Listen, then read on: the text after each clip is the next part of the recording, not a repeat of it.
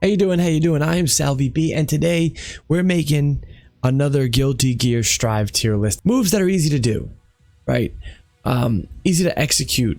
I'm talking about if you're playing on a hitbox, a fight stick, if you're playing on a special fighting gamepad with the 3 buttons, the 6 buttons on the right hand side, or if you're playing with the regular PlayStation 4 controller or Xbox controller on your PC.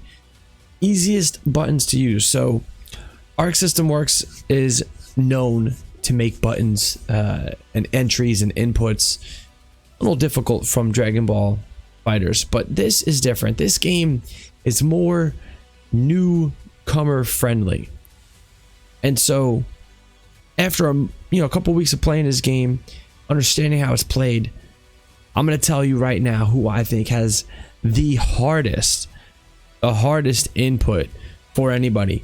And one thing that I want to caveat this is, when you're doing the input, I also am considering the fact that you need to be able to string and combo from it, right? You know what I'm saying?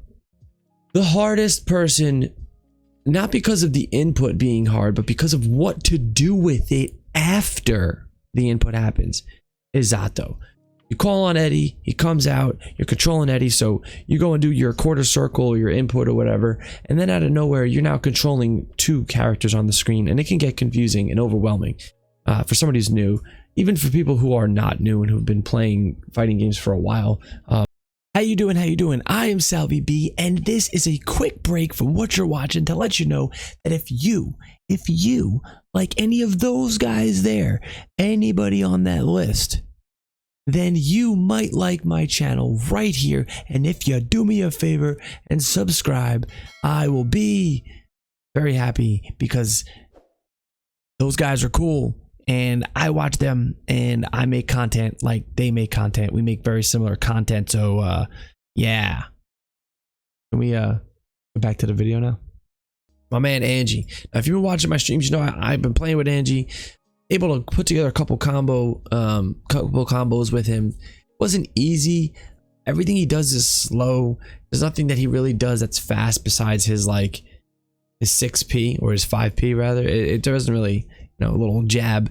It's a quick jab, but when you start getting into his inputs, his combos, it's not easy. It's actually really difficulty and punishable.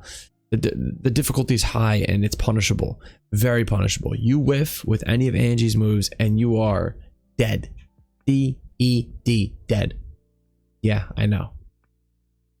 And then after that, the gap gets a little smoother. So when I'm talking about their move sets and how to do moves, there comes the inputs and then there comes strings. And if you want to string together a couple inputs and combinations, I do think it gets a little easier with most characters.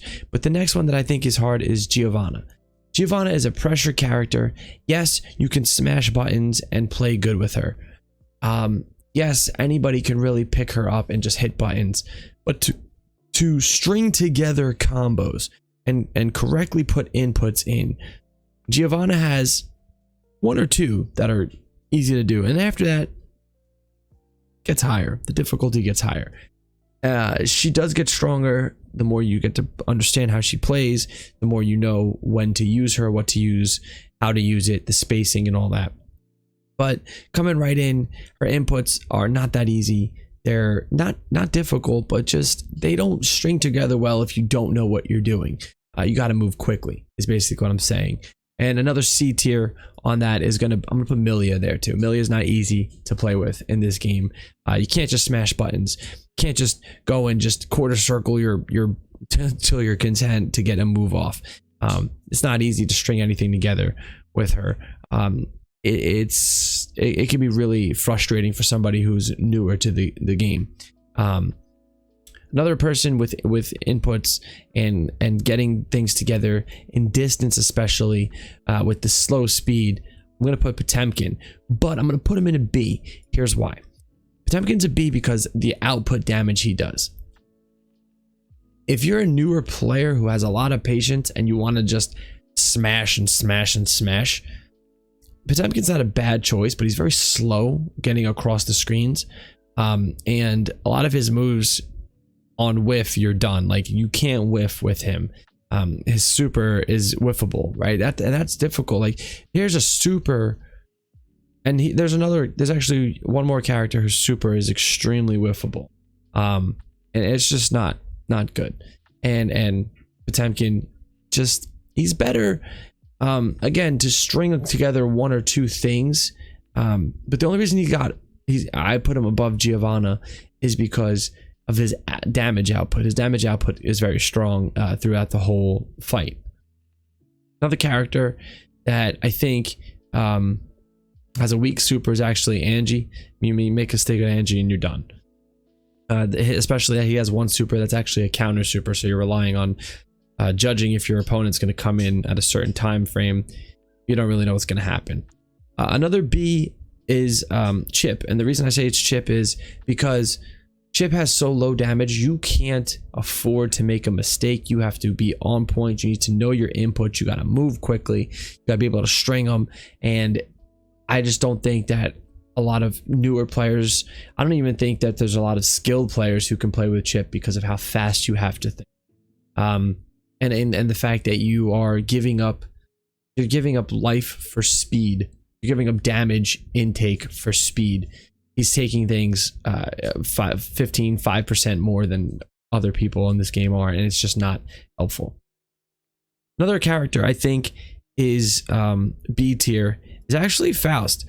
So, like, I know people say, oh, he's slow, and he is all slow, and he's kind of weird, but you can actually string together some combos, especially with that tornado. I mean, you could go Scarecrow, Poke, Tornado, right? That's one combo that you've seen me do on my streams when I was testing him out and trying to see how he was. There's a lot you can do with Faust, especially if you're a newer player. I do think he's a little easier to put together a quick combo, kind of like a Chip, if you can get to it and really understand what you're doing. I know what you might be thinking. Some people might be saying, oh, Giovanna should be B tier. She could be B tier, but the fact that when you play with her, you really need to be thinking quickly, very quickly. I just have her in C. That's where I want to put her, and we might not agree, and that's okay if we don't agree. It's a tier list. I'm putting it out there for debate. I want you to respond. Let me know what you think. Another character I think is B tier is Leo. So Leo's cool, kind of easy to string things together. He's got some charge moves, which are always cool. So for those who don't know charge, you hold back for a certain amount of time, then you hit forward with an input, and then you'll be able to do a move. I think he does some good damage. I think you can move really fast with him. I think he's more digestible to move really fast with. You can string together his normals, and that's what's cool too. Stringing together his normals is always helpful for a lot of different people. His inputs are rather easy. The charge does make him B. I could go A with him, but the fact that you have to move quickly with him is just holding me back from making him an A tier input character. As I continue thinking about it, I do also, as far as A tier goes, I do want to put Ino into, is Ino? I'm going to say Ino's going to go in A tier. And the reason Ino goes in A tier is because Stroke the Big Tree is a very powerful move. If you whiff, you're kind of screwed, but she has a good recovery on that. There's a lot of moves you could do with her. If you're a newer player, you don't have to use any moves that, have her hop on the guitar to fly across the map. You don't have to do those moves. You can actually avoid that entirely. Rather easy to combo string. You can get a 3 to 5 hit combo with her if you just kind of focus. It's a lot. She's a lot easier to play than all the characters below her. She's fun. Damage output is decent, but again, Stroke the Big Tree can make up for a lot of mistakes, right? So if you whiff and Stroke the Big Tree real quick, you can actually do some relatively good damage and reset from there and see what's happening. She's got a good fireball. It's kind of lazy. Her fireball does keep the opponent on the ground most of the time. So if you throw that fireball and it's keeping people on the ground, it's a lot easier to control them. So you could actually fireball Stroke the Big Tree, and then they get to choose. Do you want to try to block it? Do you want to jump and risk getting hit by the fireball because it's kind of whiffing around the screen? A lot you can think about with her. So I do put her in A. Another character I'd like to put in in B though, and people might not agree with this. Now again, it's okay, but Ramlethal, no, she's an A. She's an A, because if you pin somebody on a corner and she explodes that stupid sword, Ramlethal is like the bane of my existence. Ramlethal is just like, oh, I just can't. That sword, that giant freaking sword, when she whiffs at you, there's a lot you can do with her. You can mash with her. If you can learn how to do a couple of her inputs, she's just a pain in the butt, man. Let me tell you. And she's really strong. Just annoying. Easier to play. You can pick her up really quickly if you focused on her. Just, you know, when you get rid of those swords to throw them, make sure that you get him back quickly and make sure you're going for the kill, because if she loses both of her swords, she's very, very weak. Even one of them really just doesn't help her. So you want to have both of your swords, and when you're sending your swords out, you really hope that they're going to connect. That's one thing you got to keep in mind with Ram. Yeah, so she's A tier.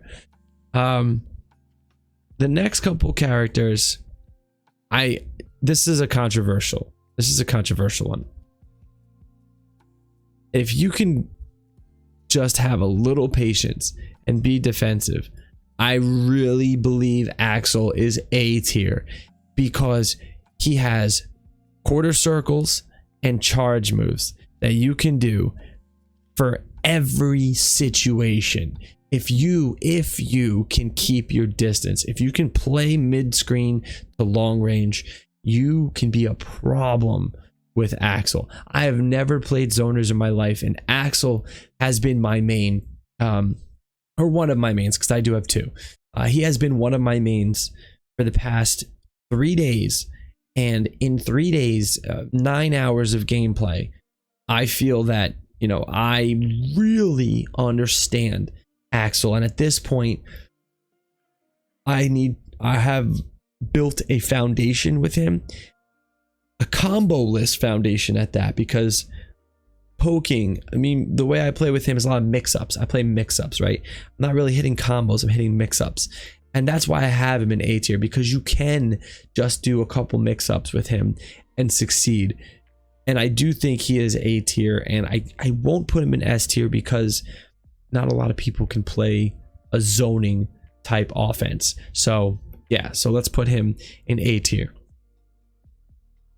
Now for S tier, I mean, quarter circle and anything, and Soul is up there.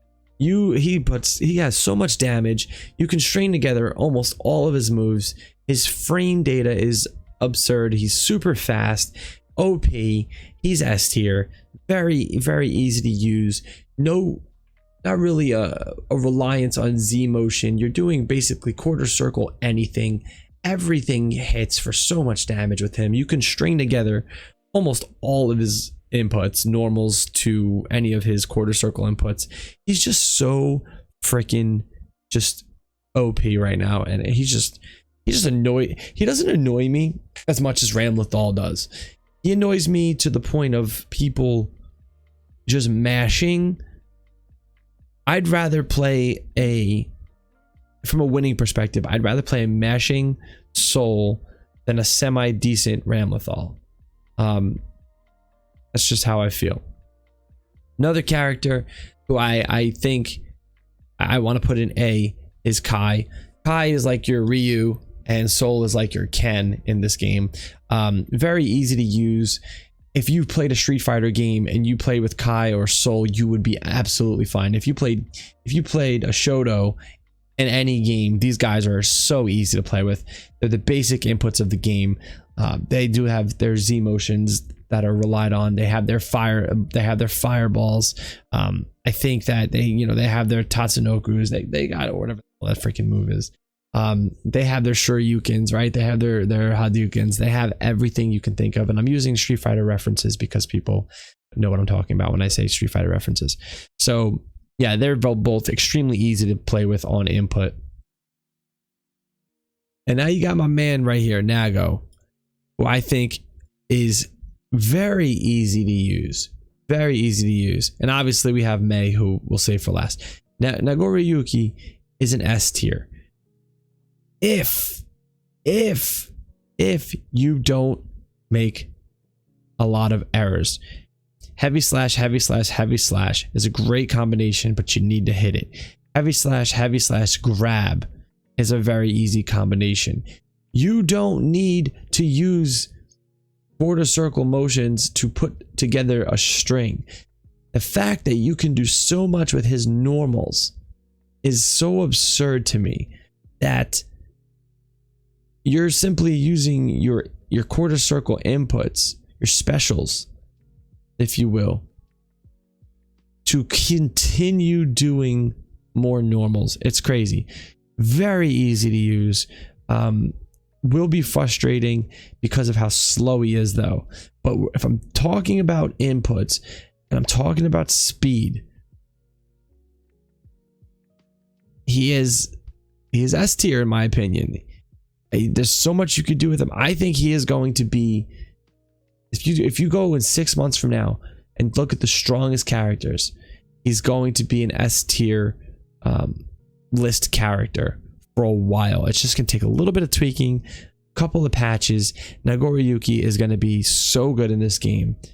The only way, like, there's no backwards you can go. And if they ever gave him dash or dust, like a good dash dust, you got major problems if he gets a dash, even with a little bit of dust. Gave him a double jump, he'd be a problem. And that's why he doesn't have those things. Yeah. And now the last one. Mei. She's S tier. She is the easiest character to play with in the game. The charge moves. And I play with Mei, right? She's my other main. Easy to use. Combos aren't easy though, right? It's not easy to string together a combo as it is for a lot of these characters. Like Millia, like Lord Knight's putting together like 25 hit combos with Millia. You're never going to do that with Mei. It's just the way it is. But from an input standpoint, she is new player friendly.